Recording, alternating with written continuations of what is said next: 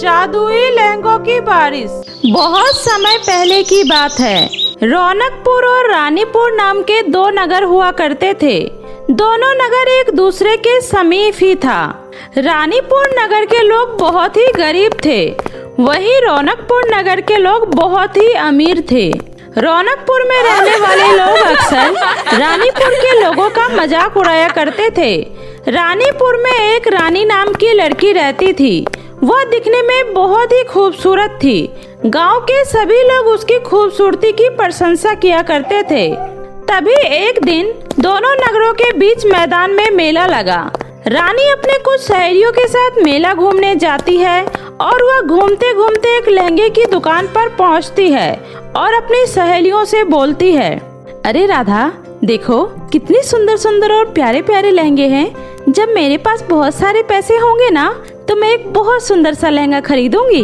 रानी, जब मेरे पास भी पैसे होंगे तो मैं भी यहाँ से ये येलो कलर वाला लहंगा खरीदूंगी। वे लोग आपस में बातें कर ही रहे थे, तभी रौनकपुर की रहने वाली घमंडी और अमीर लड़की मीनाक्षी भी अपनी सहेलियों के साथ मेला घूमने वहाँ आती है। जब मीनाक्षी ने रानी को देखा तो वह हंसते हुए बोली, मेरे प्यारे दोस्तों, देखो जरा, ऐसा लग रहा है इस दुकान पर फ्री में कपड़े बांटे जा रहे हो। मीनाक्षी, तुझे कैसे पता कि यहाँ फ्री में कपड़े बांटे जा रहे हैं? तुझे दिख नहीं रहा? रानीपुर की भी लड़कियाँ यहाँ आई है। मुझे लगता है यह गरीब लड़कियाँ यहाँ भीख मांगने आई होगी। ये कहते हुए मीनाक्षी और उसकी सहेलियाँ रानीपुर की लड़कियों पर जोर जोर से हंसने लगती है। रानी को उन लोगों की बातों का बहुत ही बुरा लगा और वह बिना उन लोगों को कोई जवाब दिए रोते हुए वहाँ से चली गई। ऐसे ही कुछ दिन बीत जाता है। फिर एक दिन रानीपुर के सरपंच को एक आदमी कंपटीशन की सूचना देने आता है। रानीपुर के सभी लोगों को सूचित किया जाता है कि आपके गांव में लड़कियों के लिए ब्यूटी कंपटीशन किया जा रहा है, जिसमें रानीपुर की सारी लड़कियां हिस्सा ले सकती हैं और इस प्रतियोगिता को जीतने वाली लड़कियों को पूरे 1 लाख रुपए का इनाम दिया जाएगा। लेकिन ध्यान रहे, इस प्रतियोगिता में केवल वही लड़कियां हिस्सा लेगी जो सुंदर लहंगा पहनकर आएगी। यह खबर सुनकर रानी और उसकी सहेलियां मन ही मन बहुत ही खुश होती है। रानी की सहेली बोलती है, रानी, तुम तो दिखने में बहुत ही सुंदर लगती हो। तुम्हें इस कंपटीशन में जरूर हिस्सा लेना चाहिए और मुझे पूरा यकीन है इस कंपटीशन को तुम ही जीतोगी। राधा, लेकिन तूने सुना नहीं, प्रतियोगिता में सिर्फ वही लड़कियां जाएगी जिसके पास अच्छे लहंगे होंगे। पर मेरे पास तो एक भी लहंगा नहीं है और न ही मेरे पास इतने पैसे हैं कि मैं लहंगा खरीद सकूं। अगर मैं ये कंपटीशन जीत जाती तो जीते हुए पैसों से अपने गांव के लोगों का बहुत ही मदद करती और हमारे रानीपुर की गरीबी को हमेशा के लिए दूर कर देती। तभी वहाँ से विशाखा परी आसमान से उड़ते हुए जा रही थी और वह रानी की सारी बातें सुन लेती है और अपने मन में सोचती है, रानी सुंदर के साथ साथ अच्छे दिल की भी लड़की है, लेकिन इस बिचारी के पास लहंगा खरीदने के लिए पैसे नहीं हैं। मुझे रानी की मदद करनी चाहिए।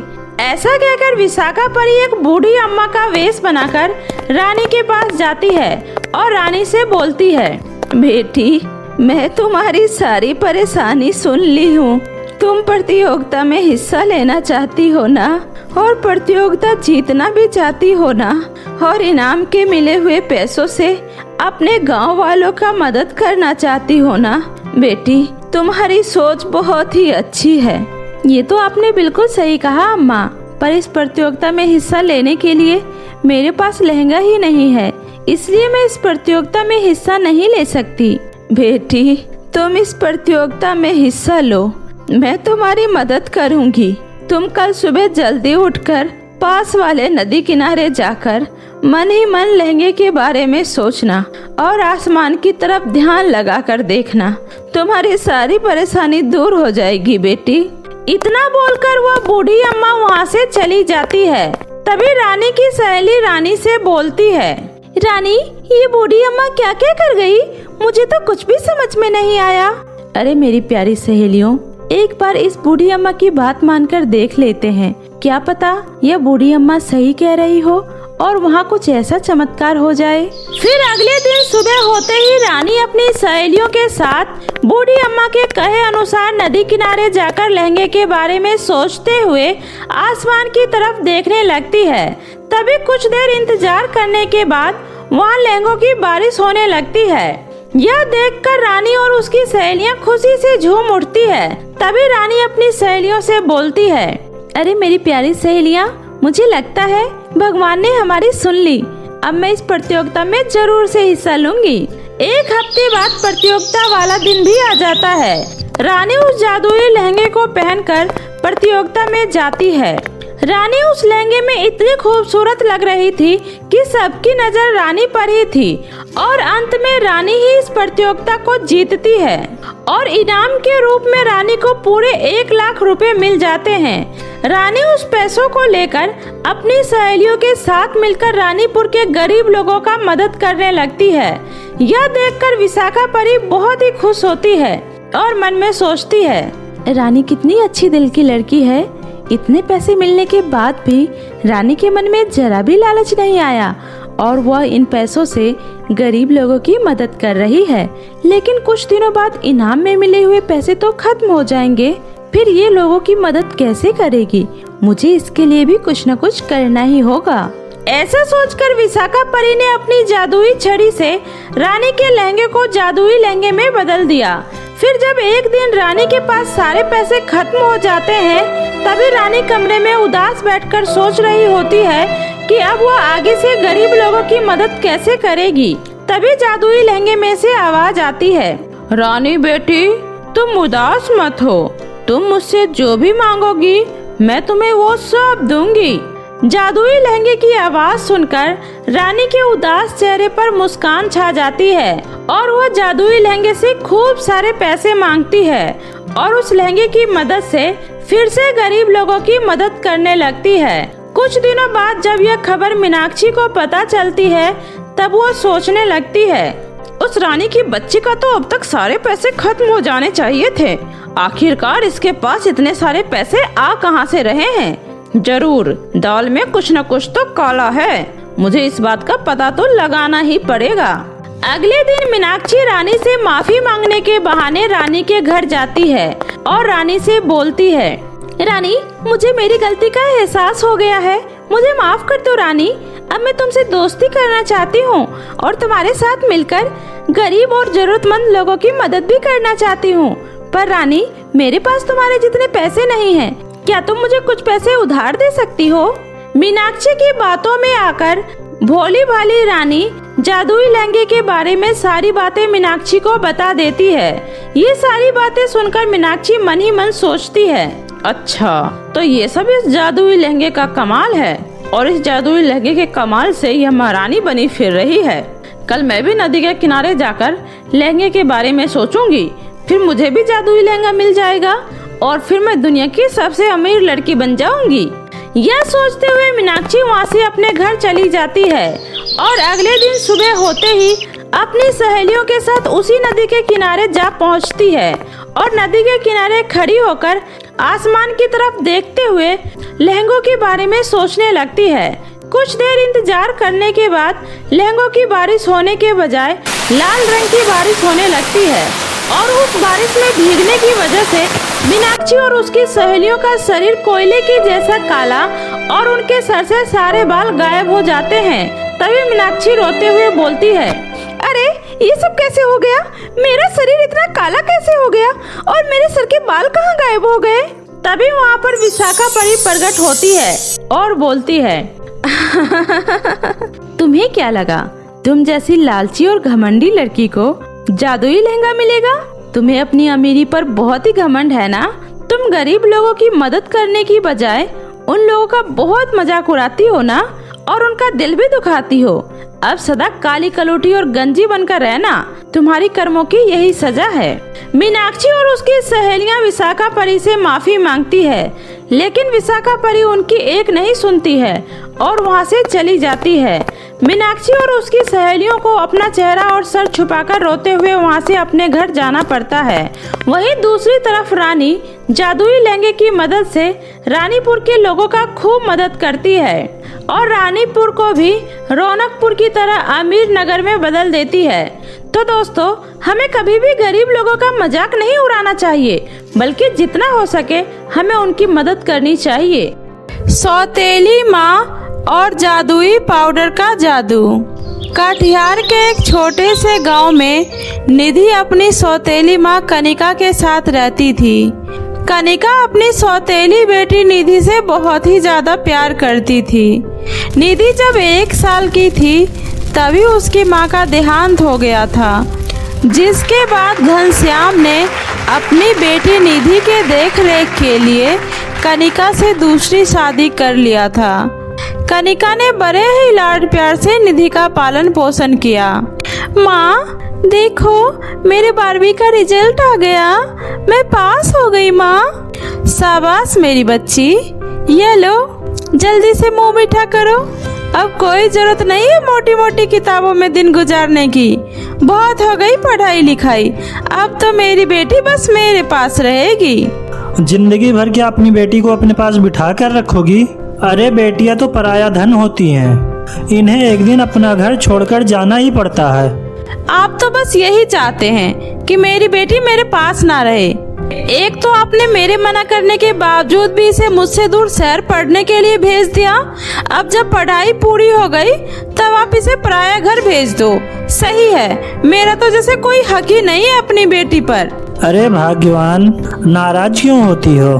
कोई तुम्हारी बेटी को तुमसे अलग नहीं कर सकता। मैं अपनी बेटी की शादी किसी ऐसे लड़के से करूंगा जो घर जमाई बनकर मेरे पास ही रहे। अब तो तुम खुश हो ना? ठीक है जी, दोबारा मुझसे मेरी बेटी को दूर करने की बात मत करना। माँ के प्यार के आगे मजबूर होकर निधि अपनी आगे की पढ़ाई छोड़कर घर में ही रहने लगती है। ऐसे ही दिन बीत रहे थे। एक दिन अचानक शहर से निधि के कॉलेज का दोस्त राघव का फोन आता है। हेलो निधि, कहाँ हो यार? कितने दिन हो गए, कॉलेज क्यों नहीं आ रही? सॉरी राघव, मैंने कॉलेज छोड़ दिया है। अब मैं अपने गांव में अपने माँ बाबा के साथ रह रही हूँ। आखिर आ ही गया ऊंट पहाड़ के नीचे। पहले तो बड़ी बड़ी बातें किया करती थी, मैं पढ़ लिख के डॉक्टर बनूंगी।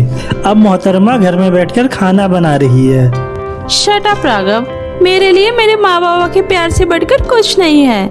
अच्छा बाबा, सॉरी, मजाक कर रहा था। अच्छा सुनो, मेरा दिल भी तुम्हारे बिना यहाँ नहीं लग रहा। मैं भी तुमसे मिलने तुम्हारे गांव आ रहा हूँ। क्या सच में? हाँ बाबा, सच में। अगले दिन राघव निधि के गांव उसके घर आ जाता है और पैर छूकर निधि के माता पिता को प्रणाम करता है। सदा खुश रहो बेटा। शहर के होते हुए भी तुम्हारे माँ बाप ने कितने अच्छे संस्कार दिए हैं तुम्हें। माँ जी, मेरा इस दुनिया में कोई नहीं है। ऐसा नहीं बोलते बेटा, हम भी तो आखिर तुम्हारे अपने ही हैं। तभी निधि भी वहाँ आ जाती है। अच्छा, तो आखिर मेरा पीछा करते करते यहाँ तक आ ही गए। क्या करे जनाब, आपने और कोई ऑप्शन भी तो नहीं छोड़ा। फिर दोनों हंसने लगते हैं। खाना पीना खाने के बाद कनिका अपने पति से कहती है, निधि के पापा, राघव कैसा लगा आपको? अच्छा लड़का है, पढ़ा लिखा है, होनहार है। अच्छा, फिर मैं ये सोच रही थी अगर राघव बेटे से हमारी बिटिया निधि की शादी हो जाती तो कितना अच्छा होता। हमें बेटी के साथ एक बेटा भी मिल जाता, दोनों एक साथ कितने खुश रहते। ठीक है, तुम एक बार निधि से पूछ लो, फिर मैं पंडित जी से पूछकर शादी के दिन निकलवा लूंगा। अगले दिन मेरे लिए इससे ज्यादा खुशी की बात हो ही नहीं सकती। मुझे निधि के साथ इतना प्यारा परिवार मिल रहा है, मैं तो खुद को बहुत भाग्यशाली समझता हूँ। अच्छा माँ जी, मैं अब चलता हूँ। आप पंडित जी से बोलकर शादी के दिन निकलवा लेना। राघव, जा रहे हो? जल्दी लौट कर आना, मैं तुम्हारा इंतजार करूंगी। और फिर राघव वहाँ से चला जाता है। सब कुछ बहुत ही अच्छा चल रहा था। दोनों फोन पर एक दूसरे से घंटों बातें किया करते, लेकिन किस्मत को तो कुछ और ही मंजूर था। निधि के पड़ोस में आग लग गई, जिसमें एक बच्चा फंस गया था। निधि बिना कुछ सोचे समझे उस बच्चे को बचाने के लिए उस आग में कूद जाती है। निधि ने उस बच्चे को तो बचा लिया, लेकिन खुद पूरी तरह से जल जाती है। सभी लोग निधि को उठाकर हॉस्पिटल ले जाते हैं। हे भगवान, ये मेरी बेटी को क्या हो गया भगवान? किसकी नजर लग गई मेरी बेटी को? भगवान, मेरी बेटी को बचा लो, चाहे तो अब बदले में मेरी जान ले लो। तभी उधर से डॉक्टर साहब आते हैं। घबराने की कोई बात नहीं है, निधि अब खतरे से बाहर है, लेकिन जल जाने की वजह से उसका चेहरा खराब हो गया है। हाय भगवान, मेरी बेटी, मेरी बच्ची। कनिका रोते हुए निधि के पास जाती है। माँ, राघव का फोन आया, मेरी उससे एक बार बात करा दो माँ। तभी उसकी माँ बाहर आकर राघव को फोन करके उसे निधि के बारे में सब कुछ बताती है। यह सब सुनकर राघव बिना कोई जवाब दिए फोन काट देता है। क्या हुआ माँ, क्या हुआ? आ रहा है ना वो मुझसे मिलने? मुझे पता है वो यह सब सुनकर मुझसे मिलने जरूर आएगा। बताओ ना माँ, क्या कहा उसने? बेटा, उसका फोन अभी नहीं लग रहा है। अब बस तू जल्दी से ठीक हो जा, मुझे और कुछ नहीं चाहिए। कुछ दिनों के बाद निधि ठीक हो जाती है, पर उसके चेहरे पर जला हुआ दाग रह जाता है।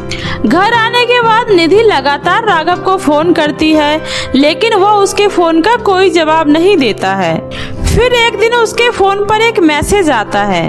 मैंने जिससे प्यार किया था वो मेरे सपनों की खूबसूरत रानी थी। तुम्हें तो अच्छे से पता है मुझे जले हुए चेहरे से कितना डर लगता है। मैं तुम्हारे इस जले और डरावने चेहरे का सामना नहीं कर सकता, मुझे माफ कर दो। इतना सुनते ही निधि फूट फूट कर रोने लगती है। कनिका से अपनी बेटी निधि की ऐसी हालत देखी नहीं जाती है। कनिका एक जादूगरनी को जानती थी। वह उसके पास जाकर अपनी बेटी के बारे में सब कुछ बताती है, जिसे सुनकर वह जादूगरनी उसे एक जादुई पाउडर देती है और बोलती है, रात में सोते टाइम इस पाउडर को अपनी बेटी के पूरे चेहरे पर लगा देना। इसे लगाते ही तुम्हारी बेटी पहले की तरह बिल्कुल ठीक हो जाएगी। घर आकर कनिका वैसा ही करती है। अगले दिन जब निधि सोकर उठती है तब वो पूरी तरह से ठीक हो जाती है, पर वह राघव के दिए धोखे की वजह से पूरी तरह से टूट जाती है। और फिर उसकी माँ कनिका उसके अंदर आत्मविश्वास जगाती है। वह उसे बहुत समझाती है। यूँ तो सौतेली माएँ अक्सर बुरी होती है, पर निधि इन मामलों में बहुत ही खुशकिस्मत थी। बेटी, पहले मैंने तुम्हें अपने स्वार्थ और अपनी खुशी के लिए तुझे पढ़ने नहीं दिया। आज मैं कहती हूँ कि तू अपनी आगे की पढ़ाई कर और दिखा दे दुनिया को कि तुझे किसी के सहारे की जरूरत नहीं है, बल्कि तू दूसरों का सहारा बन। राघव ने तुझे तेरे रूप की वजह से नापसंद किया है ना, तू अपनी ऐसी पहचान बना कि लोग तुझे तेरी खूबसूरती से नहीं बल्कि तेरे गुणों से तुझे जाने। अपनी माँ के बातों से प्रेरित होकर निधि अपना दाखिला शहर के सबसे बड़े मेडिकल यूनिवर्सिटी में करवाती है और बहुत ही जल्दी MBBS की डिग्री लेकर अपने गांव में एक बहुत बड़ा अस्पताल खोलती है और लाखों लोगों का फ्री में इलाज करती है। तो देखा दोस्तों आपने, आज निधि ने खुद को ऐसा बनाया कि आज उसे किसी की जरूरत नहीं बल्कि लाखों लोगों की उसकी मदद की जरूरत है। तो हमें भी इस कहानी से यही सीख लेनी चाहिए। हमें खुद को इतना इंडिपेंडेंट बनाना है कि लाइफ में कितनी भी मुश्किलें क्यों ना आए, हमें कभी हारना नहीं बल्कि आगे बढ़ते रहना चाहिए। तो मेरे प्यारे दोस्तों, कैसी लगी आपको मेरी ये कहानी, मुझे कमेंट करके जरूर बताएं। कहानी अच्छी लगी हो तो इसे अपने दोस्तों के साथ भी शेयर करें। और हाँ दोस्तों, अगर आपने अब तक मेरे चैनल जादुई टीवी को सब्सक्राइब नहीं किया है तो जल्दी से नीचे लाल बटन दबाकर अभी सब्सक्राइब कर ले। तो मिलती हूँ ऐसे ही फिर किसी नई मजेदार जादुई कहानी के साथ। तब तक अपना ध्यान रखें। बाय बाय दोस्तों।